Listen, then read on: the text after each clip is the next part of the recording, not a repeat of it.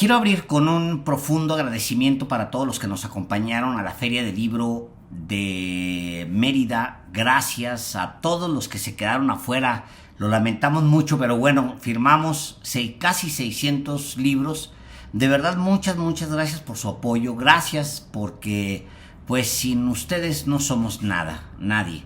Y de verdad, lo que nos demostraron con su cariño, con su presencia allá en Mérida es muy conmovedor.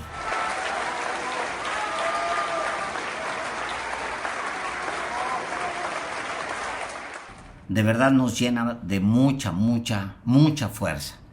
Nos permite agarrar ánimo para continuar y de verdad son ustedes grandes, lo máximo. Gracias, Mérida, gracias. Y pues sin más me voy a mi texto de este día, lunes 16 de marzo. Se llama Las dos Claudias, y dice lo siguiente: dos o más personalidades armonizan en la presidenta de México y en ellas descansa gran parte de su éxito hasta hoy. La Claudia Sheinbaum técnica resuelve problemas y da certidumbre cuando, por ejemplo, se trata de lidiar con Donald Trump. La otra creció en una familia de izquierda, abrevó de líderes sociales que dieron su vida a distintas causas o a una, los más necesitados, y es también su conciencia.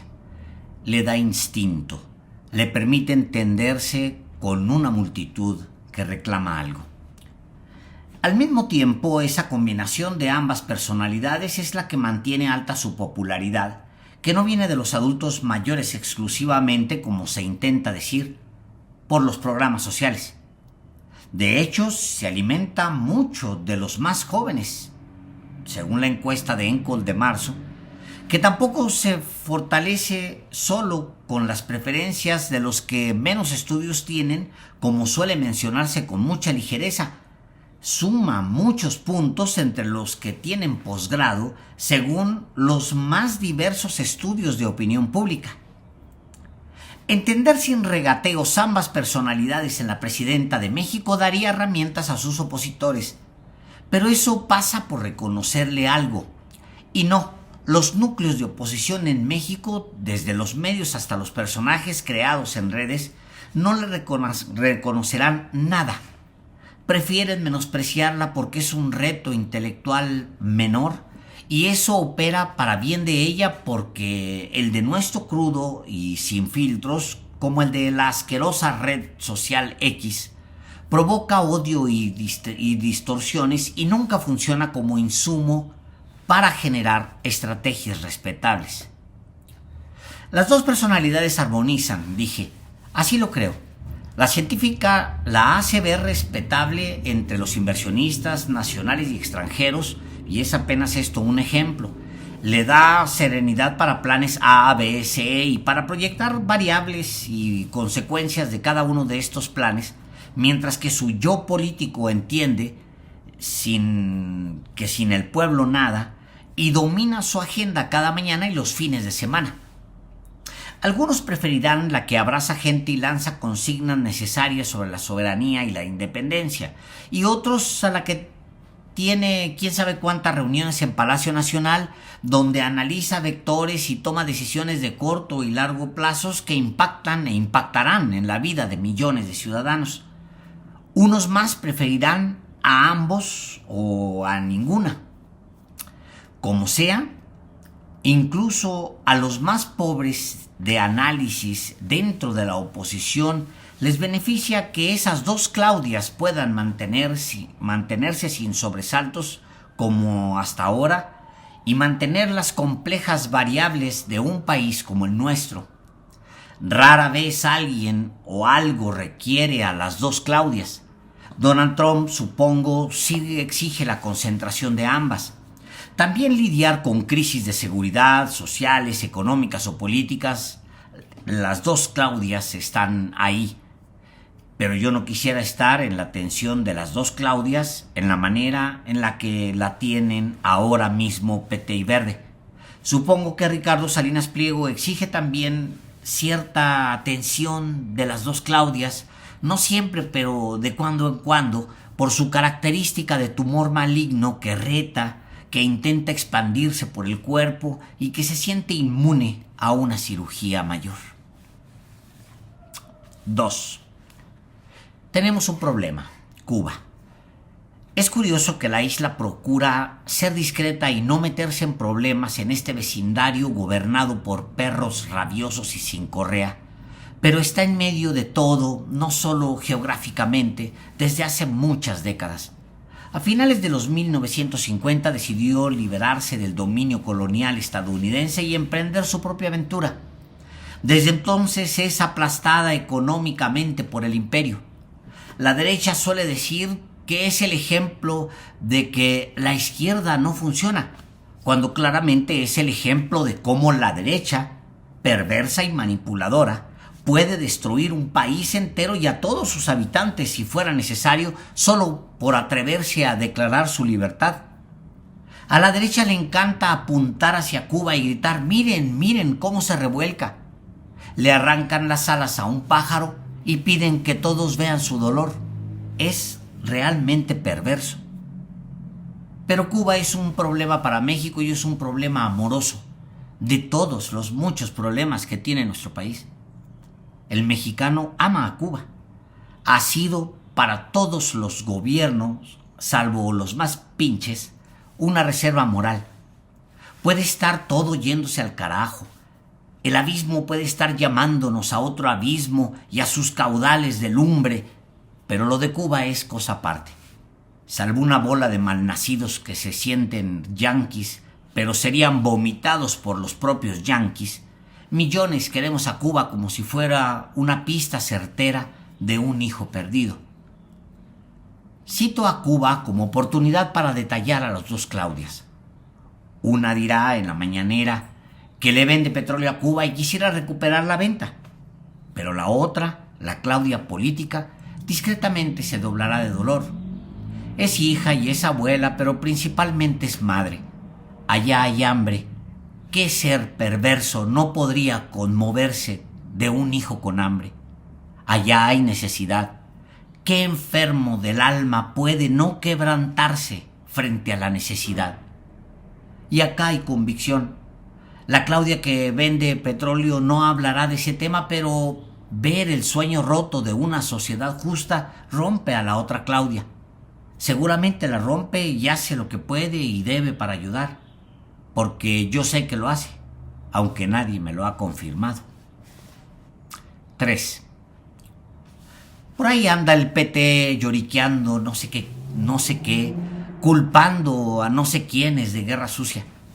Los líderes petistas sacaron a pasear su mezquindad y su arrogancia. Es apenas eso. Tampoco es tanta cosa. Le recuerdo al PT de un tren que nació en el corazón de la gente y cruzó de costa a costa y de frontera a frontera este país, y que en 10 años tomó ciudades y pueblos y rancherías y estados y tomó Los Pinos para convertirlo en parque. Le recuerdo de ese tren electrizado por los bríos, por muchos bríos que en la trompa llevaba a Andrés Manuel López Obrador. Y le recuerdo al PT lo ridículo que se ven los restos del PRD frente a tremendo empuje de la máquina de hierro. Un empuje para libros de texto. Un empuje que hace ver a los enanos experredistas como ratas minúsculas que esperan la madrugada para saciarse con las obras de la sociedad. Y atrás, acompañando la épica que será contada, iba el PT lanzando confeti. Y está bien. Alguien prende el carbón de la máquina y alguien lanza serpentinas porque todos tienen una tarea. El PT tuvo la suya. Que nadie lo olvide y que no lo olvide el PT, que ahora usa el poder que le dio ese tren para defender curules y dinero. Ahora usa el poder para defender las peores causas. Tampoco es tanta cosa. Es mezquindad y arrogancia, y la mezquindad y la arrogancia en un partido político suelen pagarse en las urnas y a otra cosa. El PT sabe que hay varios ejemplos. Cito al PT y agrego al Partido Verde como oportunidad para detallar a las dos Claudias. Ya tienen la atención de las dos y ninguna de las dos se espanta. Les recuerdo de un tren que viene del corazón de hombres y mujeres y les recuerdo que en la trompa iba López Obrador y ahora van las dos Claudias. Cuidado. No se acuesten en las vías. 4. Vivimos una época de extremos, de polos, como en la historia de dos ciudades de Charles Dickens. Compartirles el primer párrafo me resulta inevitable. Lo leo textual. Era el mejor de los mundos. Era el peor de los tiempos. La edad de la sabiduría y también de la locura. La época de las creencias y de la incredulidad. La era de la luz y de las tinieblas. La primavera de la esperanza y el invierno de la desesperación. Todos lo poseíamos, pero no teníamos nada. Caminábamos en derechura al cielo y nos extraviábamos por el camino opuesto. En una palabra, aquella época era tan parecida a la actual que nuestras más notables autoridades insisten en que, tanto en lo que se refiere al bien como al mal, solo es aceptable la comparación en grado superlativo. Cierro la cita, que es el primer párrafo de Historia de dos ciudades de Charles Dickens, y agrego: hay un polo que lleva a la locura, a las tinieblas, a la desesperación. En ese polo se sientan personajes como Netanyahu, Trump, Milei, Bukele y otros viejos conocidos con el mismo dedo suelto en el gatillo, como Putin, Aznar, Calderón y otros muchos que compran palomitas para el espectáculo sangriento o las venden, como varios países de la Europa, con su rey provisto de robustas mandíbulas y su reina de cara muy fea, como lo describía el mismo Dickens. Y en esta época de extremos, México está parado en medio. Es por necesidad. Somos vecinos de una fuerza que, pudiendo hacer el bien, ha decidido hacer el mal. Estados Unidos se convirtió en una teocracia judeocristiana que simula ser democracia. Cualquiera diría, pues allá ellos, pero no. Trump es un ser maligno. Cualquiera diría, allá Trump, pero no. Es el presidente de una potencia nuclear que algunos dicen que se está desmoronando, y yo quisiera que no se desmoronara, que su Dios judeocristiano tuviera compasión porque no es Sodoma y Gomorra. En Estados Unidos hay gente buena y noble, empezando con millones de mexicanos y mexicoamericanos que dan y han dado su juventud en los campos y en las ciudades a cambio de una vida razonablemente mejor. En estos tiempos extremos, a la presidenta mexicana le toca estar de pie frente a la bestia, hacerla entrar en razón. Es un ser horrible, una mala persona, desagradable como una cucaracha, pero alguien tiene que hacer el trabajo de llevarla en paz con él. Durante la cumbre de arrastrados latinoamericanos de ultraderecha intentó ridiculizarla. Imbécil. La imitaba. Movía sus manos ridículamente pequeñas frente a él mientras la imitaba. 2 veces imbécil. Cito a Trump como oportunidad para hablar de las dos Claudias. Una, de plano, debe ver de lejos. La otra, la técnica, la científica, debe llevar esa relación. Es complicado, pero es mejor no llevar a Trump a la plaza pública, a los terrenos de la otra Claudia. Cabeza fría. Millones de mexicanos le dedicamos una mentada a todas horas a este personaje horrible, pero la Claudia técnica debe empujar el Temec, debe mantener la relación, debe apostar a que sigamos vendiéndole miles de millones de dólares al mes a esa nación y que nos vendan miles de millones de dólares al mes en cosas que necesitamos para mantener una balanza estable y para dar empleos y para alimentar el PIB y para no desandar lo que ya hemos caminado. 2 o más personalidades armonizan en la presidenta de México y con Trump necesitamos que domine la técnica. Rara vez alguien o algo requiere de las dos Claudias y este tipo requiere la concentración de ambas, pero la operación de una. La otra que creció en una familia de izquierda, que abrevó de líderes sociales y es su conciencia, nos cae mejor a muchos, a millones. Pero por ahora necesitamos a la otra, la fría, la que no se ríe o no se ofende ni se toma las cosas personales.